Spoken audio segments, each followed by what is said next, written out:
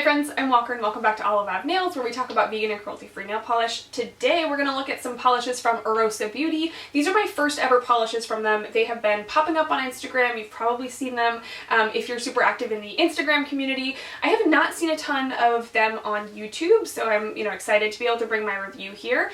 Orosa did send me these to try out. This is their Winter Blues Ombre Mani Kit. So there's 5 shades that they kind of released in a new little package. Let's dive into the swatches and then I'll tell you a little bit more about this brand and my thoughts at the end.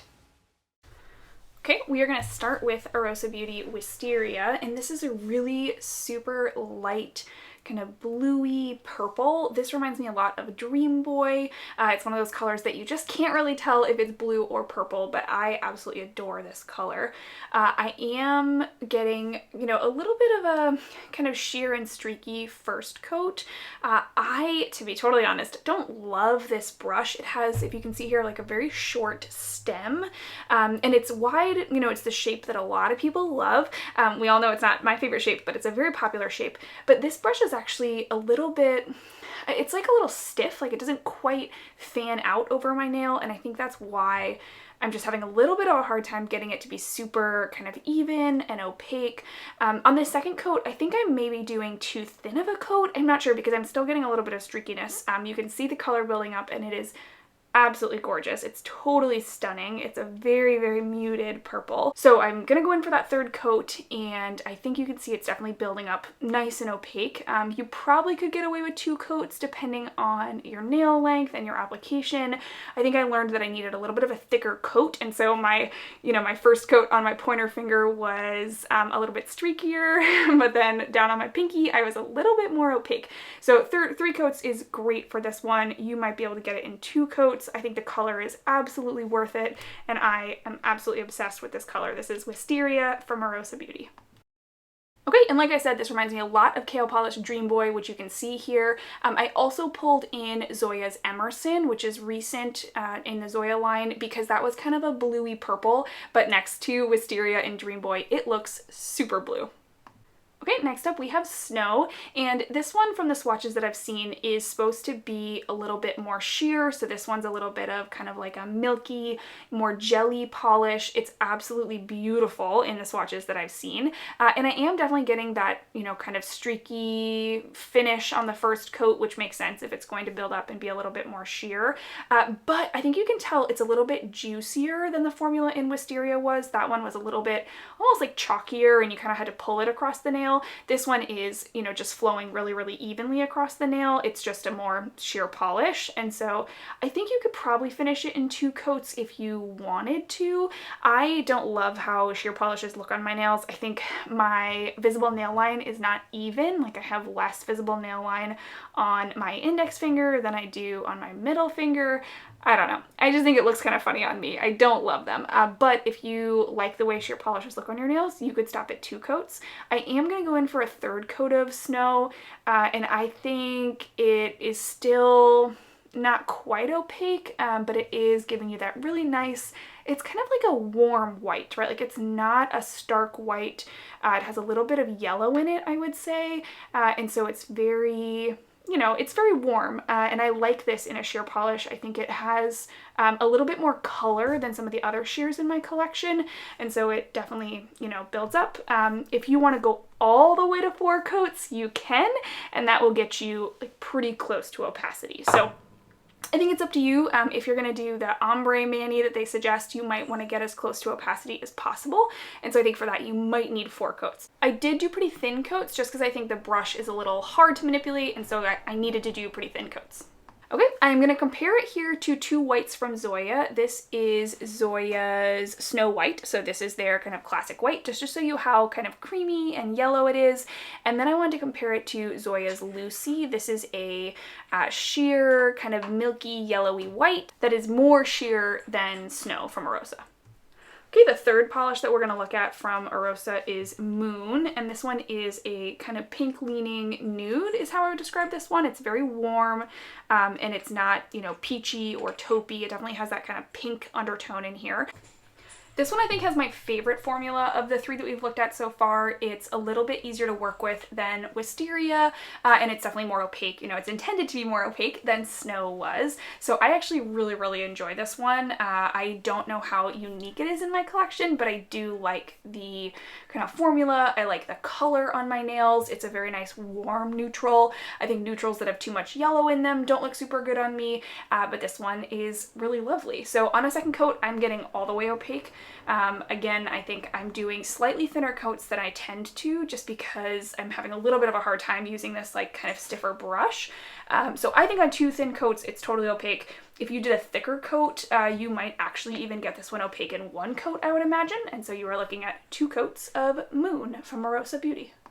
Okay, and I pulled Colleen on the right and Lee on the left from Zoya. Just to give you a sense of this one, it's a little bit less pink than Colleen and a little bit less yellow than Lee. So it's a really nice neutral. It definitely kind of fits in that spectrum of pink to yellow. It's really pretty.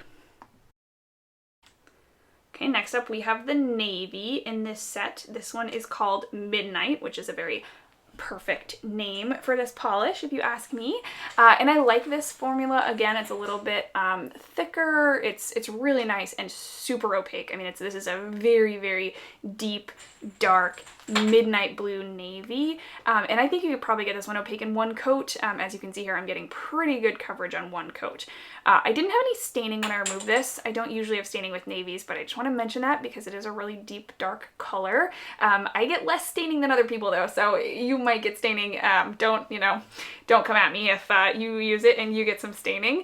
But this one, I think, yeah, I'm doing 2 coats. It gives you just like a totally perfect finish, but you probably would be fine on one, and it is really easy to work with. It's probably the thinnest of the cream formulas in this set, but it's not thin and kind of runny and watery and running and pooling, so that's Midnight. I just want to show you it next to Ryan here on the right and Sailor on the left. It's definitely not quite as purple navy as Sailor is, and it's very similar to Ryan. I would say they're both kind of like classic navy blues, so they're both really nice. I think Midnight is a little bit different, but they're pretty similar.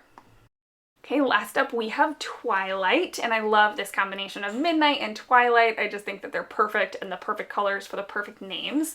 This one is a really nice kind of like, I would call this like a dusty denim blue. I think it's showing up a little bit more purple in my swatch, and it definitely has some purple in it, but it's kind of like a dusty, yeah, like a dusty denim is what I'm going to call this one.